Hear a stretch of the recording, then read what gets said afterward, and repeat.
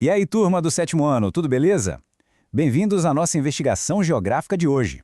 É muito legal ter todo mundo aqui para desvendar um dos maiores mistérios da nossa história. A gente vai mergulhar fundo para entender como aquelas atividades econômicas lá do passado colonial fizeram com que o Brasil deixasse de ser só uma faixinha de terra no litoral e crescesse até virar esse gigante continental que a gente conhece hoje. Então já peguem os cadernos e se preparem, porque a história de hoje vai mostrar que a geografia é muito mais viva e dinâmica do que parece. Para começar a entender toda essa expansão, imagina só aquela situação clássica de sala de aula. Dois colegas precisam dividir a mesma carteira. Para evitar briga, o professor vai lá, pega uma fita adesiva e traça uma linha reta bem no meio da mesa. A regra é claríssima, ninguém pode cruzar essa linha. Um lado é de um, o outro lado é do outro. Pois bem, pessoal, essa fita no meio da mesa foi exatamente o que o famoso Tratado de Tordesilhas tentou fazer com a América do Sul, dividindo as terras entre Portugal e Espanha. Mas, convenhamos, será que as pessoas realmente respeitam essa linha imaginária quando começam a precisar de mais espaço?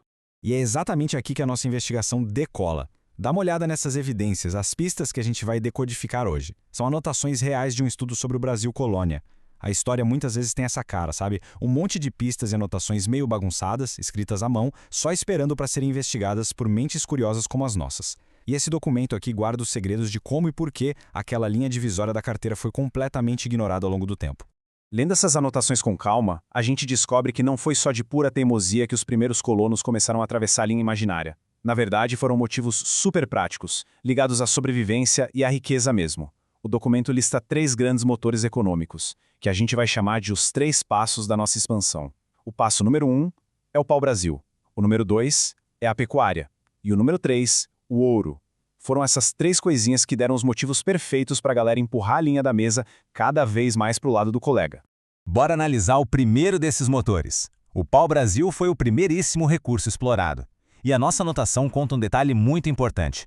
Como o transporte dessa madeira lá para a Europa era feito por caravelas, a extração ficou toda concentradinha perto da costa, no litoral. É exatamente a mesma lógica daquele aluno que faz questão de sentar bem pertinho da porta da sala. Por que sentar ali? Para poder passar bilhete ou sair por recreio mais rápido, óbvio. Os portugueses ficaram perto da porta, o litoral, para facilitar o envio das riquezas por navio. Até esse momento, a fita divisória da mesa ainda estava de boa, sendo respeitada. Mas as coisas mudam, né? E agora chegou a hora de testar os conhecimentos da turma com uma perguntinha rápida. Atenção!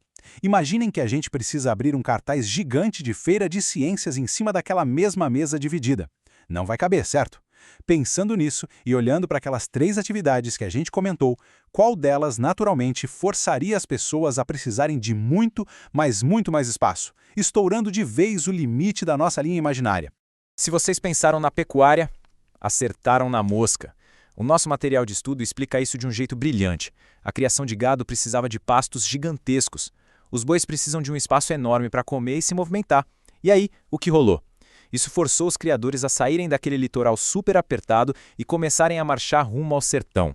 O cartaz da Feira de Ciências era grande demais para o cantinho da mesa e o gado precisava de terras imensas. Foi justamente essa busca por pastos que, na prática, começou a expandir as fronteiras para bem longe daquela linha rigorosa do Tratado de Tordesilhas. Agora, se o gado empurrou a linha um pouquinho para o lado, o terceiro elemento simplesmente fingiu que a linha nem existia. As anotações trazem isso de um jeito fascinante. A busca por ouro e pedras preciosas foi o grande motor que jogou a população de vez para o interior do país. A gente está falando especificamente da ocupação de regiões que hoje são os estados de Minas Gerais, Goiás e Mato Grosso. O brilho do ouro e aquela promessa de ficar rico rápido foram a motivação definitiva para a galera enfrentar o desconhecido e entrar com tudo no território. O que nos leva a mais uma pergunta rápida para a turma, só para ilustrar perfeitamente esse momento. Imagina que, no meio de uma tarde daquelas bem monótonas de aula, surge um boato fortíssimo de que tem uma caixa gigante e misteriosa cheia de doces escondida lá no fundão da sala. O que acontece? Exatamente, uma debandada total. Ninguém liga mais para onde a sua carteira é marcada ou para tal da fita no meio da mesa. Todo mundo levanta, atravessa a sala e corre para o fundo para tentar pegar um doce. A corrida do ouro foi basicamente a maior caça aos doces da história colonial, levando multidões a abandonarem suas cadeiras no litoral para buscar riqueza lá no fundo do mar. Bom, com todo mundo fora do seu lugar original, criando gado no sertão e minerando ouro lá no interior, criou-se um problemão legal gigantesco. Como oficializar que aquelas terras agora eram de Portugal? A nossa folha de anotações traz a resposta destacando um termo super importante: Utipocidetes. Em bom português, a regra máxima do recreio. Achado não é roubado. Ou melhor ainda, quem está sentado na cadeira é o dono. É exatamente isso. O princípio do Utipocidetes, que foi formalizado no Tratado de Madrid, dizia basicamente que, se os colonos já estavam lá, ocupando e trabalhando na terra, então a terra agora pertencia a eles, oficialmente. Então, para a gente amarrar super bem essa ideia e organizar tudo o que descobrimos com essas pistas, vamos comparar esses dois cenários. De um lado, a gente tinha a velha regra rigorosa, o Tratado de Tordesilhas, uma linha reta, dura, desenhada num mapa antes mesmo do pessoal conhecer o território direito, dizendo que metade da mesa era de um e metade do outro. Do outro lado, muitos anos depois, entra o Tratado de Madrid abraçando com força a regra do quem está sentado na cadeira é o dono. O Tratado de Madrid serviu justamente para validar que as terras que já estavam ocupadas lá, além da linha original, agora eram oficialmente de Portugal, simplesmente porque eles já estavam morando lá.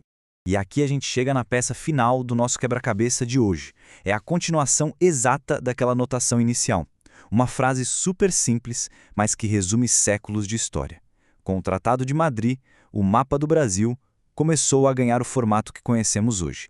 Essa quebra de regras, que foi empurrada pelo pasto para o gado, depois pelo brilho do ouro e no final justificada por essa ideia de quem chega primeiro leva, foi literalmente o que desenhou as fronteiras daquele mapa gigante que vocês encontram nos livros de geografia da escola. Esse tamanho todo continental não foi um presente não, viu? Foi uma conquista de espaço na base da ocupação mesmo. Bom, estamos chegando ao fim da nossa investigação, turma, e eu acho que isso ilustra perfeitamente como a geografia não é uma coisa estática. Ela é uma história viva de pessoas se movimentando, precisando de recursos e mudando o mundo ao redor. E isso deixa uma reflexão super poderosa para a gente levar daqui. Se essa necessidade por espaço, comida e riqueza mudou o mapa no passado, quais fronteiras modernas, seja na Terra, no fundo do mar ou até no espaço sideral, vão ser cruzadas no futuro por causa das nossas novas necessidades humanas? Pensem nisso. Continuem questionando, continuem investigando as pistas e a gente se vê na nossa próxima análise.